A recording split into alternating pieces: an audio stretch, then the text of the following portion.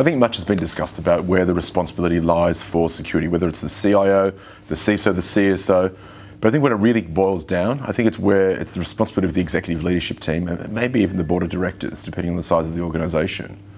You know, every executive needs to arm themselves to be aware of, one, the challenges that are out there, educate themselves, because more and more we're starting to see across the region that there's starting to be punitive damages towards executives in the event of some sort of data breach taking place. This has happened globally, and I think it's probably going to be more apparent more and more in Asia Pacific. Knowledge is definitely going to be that element of keeping ahead of what's actually sort of happening out there, making sure that they understand, making sure that they actually manage cyber risk like any other risk inside your own business.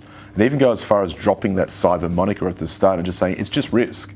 And that risk could be managed by accepting the risk, avoiding the risk, transferring or even mitigating that risk. But every single time we need to think about what's the right approach.